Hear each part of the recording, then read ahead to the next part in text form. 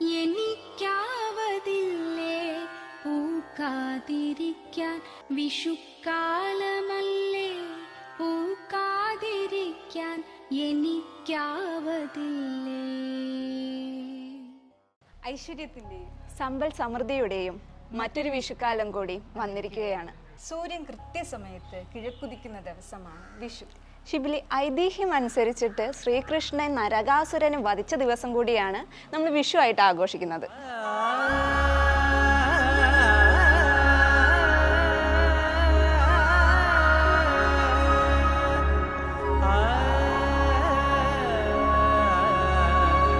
മറ്റൊരു ഐതിഹ്യം അനുസരിച്ച് രാമരാവണ യുദ്ധത്തിന് ശേഷം, രാക്ഷസനായ രാവണന്റെ വധത്തിന് ശേഷം സൂര്യൻ നേരിട്ട് ലങ്കയിലേക്ക്, രാവണന്റെ കൊട്ടാരത്തിലേക്ക് സൂര്യകിരണങ്ങളേറ്റ ദിവസം കൂടിയാണ് വിഷുവായിട്ട് നമ്മൾ ആഘോഷിക്കുന്നത്.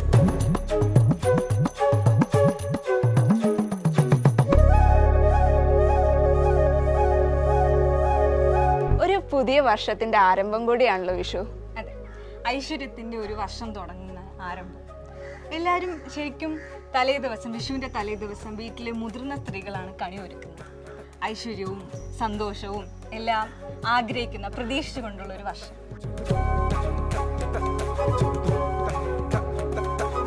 അപ്പൊ നമ്മൾ തുടങ്ങിയത് തന്നെ ഒരു കൊന്നപ്പൂന്നാണ് അല്ലേ? അപ്പൊ ഈ വിഷുവും കൊന്നമരവും കൊന്നപ്പൂവും ഇതൊക്കെ തമ്മിലുള്ള ബന്ധം എന്താണെന്ന് അറിയണ്ടേ? അതായത് ശ്രീരാമൻ ബാലിനെ വധിച്ചത് ഒരു മരത്തിന്റെ സമീപത്ത് നിന്നാണ് പറയപ്പെടുന്നു. അപ്പോൾ ഈ മരമാണ് പിന്നീട് കൊന്നമരം എന്നറിയപ്പെട്ടത്. പക്ഷെ പിന്നീട് കൊന്നമരത്തിന് അത് വളരെയധികം സങ്കടം വരികയും പിന്നീട് മഹാവിഷ്ണു പ്രത്യക്ഷപ്പെട്ട് മരത്തിനെ അനുഗ്രഹിക്കുന്നു. അതായത് 8ാമത്തെ അവതാരമായ ശ്രീകൃഷ്ണൻ പ്രത്യക്ഷപ്പെട്ട് മരത്തിനെ അനുഗ്രഹിക്കുമെന്ന് പറഞ്ഞു. അത് അതുപോലെ സംഭവിക്കുകയും പിന്നീട് നമ്മൾ വിഷുവിന് ഏറ്റവും കൂടുതൽ പ്രാധാന്യം നൽകുന്ന ഒരു മരമായി കൊന്ന മരം മാറുകയും ചെയ്തു. കൊന്ന മരത്തെ പോലെ കൊന്ന പൂവിനും ഒരു കഥ പറയുന്നുണ്ട്. ഒരു ഗ്രാമത്തിൽ ശ്രീകൃഷ്ണന്റെ അതീവ ഭക്തനായ ഒരു ബാലകനുണ്ടായിരുന്നു. വളരെയധികം ശ്രീകൃഷ്ണനെ ആരാധിക്കുകയും പൂജിക്കുകയും ചെയ്തിരുന്നു. എന്നാൽ ഒരു ദിവസം ക്ഷേത്രത്തിനുള്ളിൽ അകപ്പെട്ട ബാലകൻ ഒരുപാട് നിലവിളിച്ചിട്ട് പുറത്താരും കേട്ടിരുന്നില്ല. എന്നാൽ ആ സമയം തൻ്റെ ഭക്തനെ കാണാനായി ശ്രീകൃഷ്ണൻ ക്ഷേത്രത്തിനുള്ളിൽ പ്രത്യക്ഷപ്പെടുകയും തൻ്റെ അരയിൽ ധരിച്ചിരുന്ന അരഞ്ഞാണം ബാലകന് സമ്മാനിക്കുകയും ചെയ്തു. അടുത്ത ദിവസം ക്ഷേത്രത്തിൽ വന്ന പൂജാരി ഭഗവാന്റെ അരയിൽ അരഞ്ഞാണം കാണാതായതോടെ ആൾക്കാരെ അറിയിക്കുകയും ആ സമയം പേടിച്ച് താൻ കള്ളനാകുമെന്ന ഭയത്താൽ ബാലകൻ ഈ അരഞ്ഞാണം കൊന്ന മരത്തിലേക്ക് വലിച്ചെറിയുകയും ആ സ്വർണ്ണ അരഞ്ഞാണം സ്വർണ്ണ പൂവായി, അത് കണിക്കൊന്നയായി മാറുകയും ചെയ്തു എന്നാണ് വിശ്വാസം. കേരളത്തിലെ വിഷു പല രീതിയിലാണ്, പലയിടത്തും പല രീതിയിൽ ആഘോഷിക്കുന്നത്. പാലക്കാട്ടെ വിഷു എങ്ങനെയാണ്? പാലക്കാട് എന്ന് പറയുമ്പോൾ ഞങ്ങൾക്ക് ഏറ്റവും പ്രധാനപ്പെട്ട ഒരു ദിവസം തന്നെയാണ് വിഷു. അപ്പോൾ എല്ലാവരും ഉണ്ടാവും. മുന്നേക്ക് കൂട്ടുകുടുംബമായിരുന്നു, ഇപ്പോൾ അതൊരു അണുകുടുംബമായിട്ട് മാറി. പക്ഷേ എന്നാലും ഇപ്പോൾ വിദൂര സ്ഥലത്ത് നിന്ന് പോലും നമ്മുടെ വീട്ടിലേക്ക് നമ്മുടെ കസിൻസ് ആണെങ്കിലും ശരി, നമ്മുടെ വല്യമ്മ വല്യച്ഛൻ എല്ലാവരും ആ ഒരു കൂട്ടുകുടുംബത്തിൻ്റെ പ്രതീതി തന്നെ നമുക്ക് വിഷുവിൻ്റെ ആ സമയത്തുണ്ടാവും. പിന്നെ ഞങ്ങൾക്ക് മുന്നേ നമ്മുടെ കുടുംബത്തിൽ അച്ചച്ചൻ അമ്മച്ചൻ ഇവരുടെയൊക്കെ ആ കാലഘട്ടത്തെ സമയത്ത് കൈക്കോട്ട് വിളക്കെന്ന് പറഞ്ഞാൽ ഞങ്ങൾക്കൊരു പ്രധാനപ്പെട്ട പൂജ തന്നെയുണ്ട്. അപ്പം നടീലിൻ്റെ ഉത്സവമാണ് വിഷു എന്ന് പറയുന്നത്. നമ്മൾ ഒരു അടുത്ത വിളവെടുപ്പിനുള്ള കാര്യങ്ങൾ ഇപ്പം തന്നെ തുടങ്ങി വെക്കുന്നത് ഈ വിഷുവിലൂടെയാണ്. അപ്പോൾ അതിന് പൂജകളായിട്ട് നമ്മൾ കൈക്കോട്ട് വെച്ച് അതിൻ്റെ ചുറ്റും വിളക്കും പിന്നെ വിത്തുകളും അവല് മലര് പഴം ഇതൊക്കെ വെച്ച് പൂജിച്ച് എന്നിട്ടാണ് നമ്മൾ ആ വിത്ത് ഇറക്കുന്നത്. അപ്പോൾ അത് വയലിലോ അല്ലെങ്കിൽ നമ്മുടെ മുറ്റത്തോ നട്ട് അങ്ങനെ നമ്മൾ അടുത്തൊരു വിളവെടുപ്പിനുള്ള ഒരു ഉത്സവമായിട്ടാണ് നമ്മൾ വിഷു കൊണ്ടാടുന്നത്. ഉത്സവമായിട്ട് വിഷുവിൻ്റെ കാര്യം പറയുമ്പോൾ ഇത് മാത്രമല്ല ഞങ്ങൾക്ക് കാര്യങ്ങളുള്ളത്. പാലക്കാട് വിഷു വേല തന്നെ ഉണ്ട്.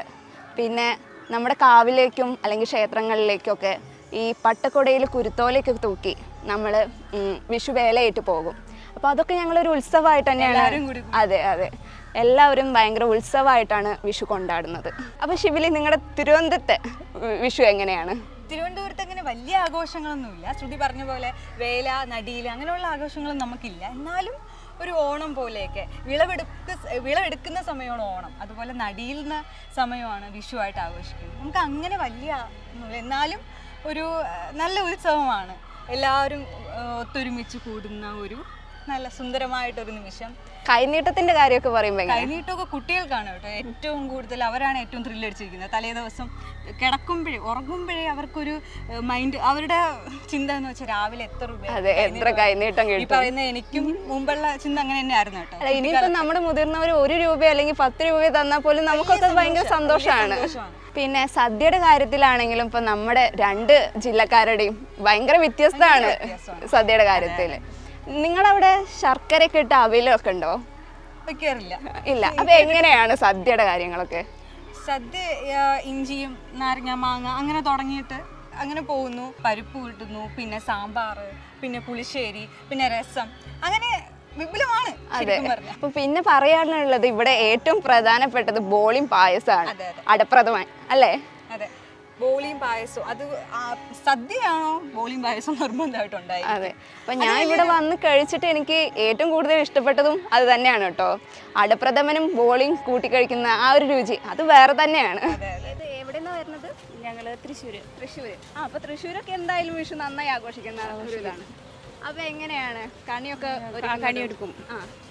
അപ്പൊ നിങ്ങളുടെ ചെറുപ്പകാലത്തെ ഒരു വിഷു ഒക്കെ എങ്ങനെയായിരുന്നു ആഘോഷം? ഹാപ്പി ആയിട്ട് വീട്ടുകാരൊക്കെ കൂടി ഒരുമിച്ച് ഹാപ്പി ആയിട്ട് ആഘോഷിക്കാം. എങ്ങനെ കൂട്ടുകുടുംബായിരുന്നോ അതോ ഇപ്പൊ?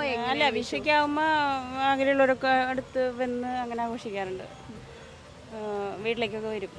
പിന്നെ എന്തൊക്കെയാണ് വിഷുവിന് കണിയൊക്കെ ഒരുക്കുമ്പോ എങ്ങനെയൊക്കെയാണ് ഒരുക്കിയാറുള്ളത്? കണി വെള്ളരിക്ക, ചക്ക, ഫ്രൂട്ട്സുകൾ, കൃഷ്ണൻ, വാൽക്കണ്ണാടി, അങ്ങനെയൊക്കെ ആയിട്ട്. എവിടെന്നാ വരുന്നത്? കോഴിക്കോട്. കോഴിക്കോട് എങ്ങനെയാ വിഷു? എങ്ങനെയാ? ഇപ്പൊ ആർട്ടിഫിഷ്യൽ വിഷുവാണ്. പക്ഷെ വേണ്ട അങ്ങനെയായിരുന്നില്ല, ഞങ്ങള് നല്ലോണം പൂവൊക്കെ പറിച്ചിട്ടതായിരുന്നു. ഇപ്പൊ പൂവൊക്കെ വാങ്ങിയിരുന്നു, അത്ര വ്യത്യാസമുള്ളൂ. പണ്ട് നമ്മളെല്ലാം നല്ല ശരിക്കുള്ള കൊന്നപ്പൂവ് അതൊക്കെ ആയിരുന്നു.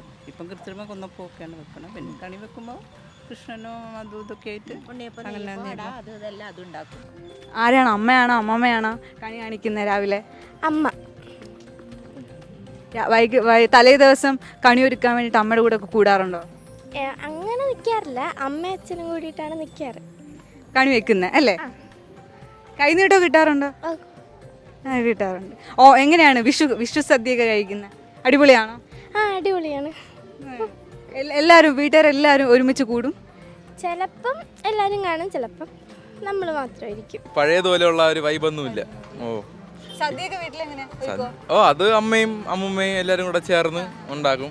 ഫാമിലി എല്ലാവരും കൂടി സമയം അത് ഇങ്ങനെയുള്ള റയർ സമയമൊക്കെ ഇങ്ങനെയുള്ള ഫെസ്റ്റിവലൊക്കെ വരുമ്പോഴേ ഇതേപോലെ പടക്കമൊന്നും വയ്ക്കത്തില്ല. എല്ലാരും കൂടെ പിന്നെ കണിയൊക്കെ കണ്ട് കൈ നീട്ടൊക്കെ വാങ്ങിച്ച്, അതാണ് മെയിൻ.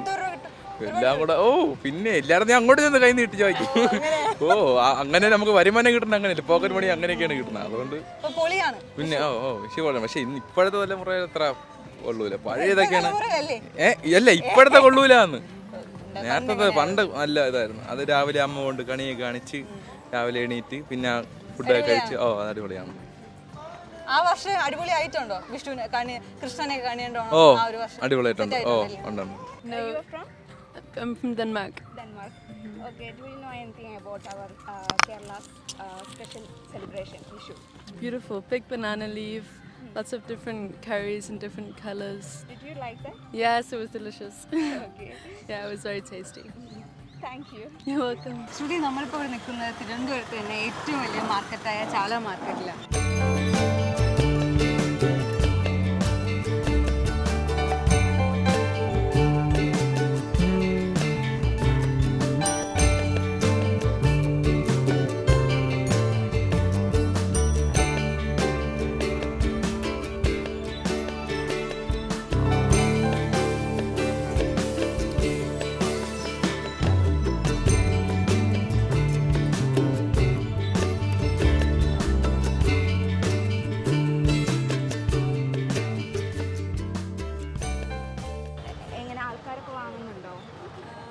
ഇന്നില്ല, കച്ചവടമൊന്നും. ഇത് 400 രൂപ, 350, 250. ശ്രീകൃഷ്ണ ഭക്തയാണോ?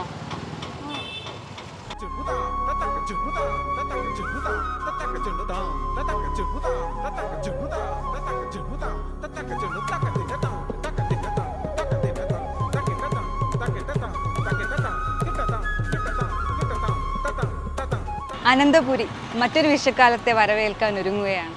അപ്പോൾ എല്ലാവർക്കും, എല്ലാ മലയാളികൾക്കും ടീം ജനത്തിൻ്റെ വിശുദിനാശംസകൾ.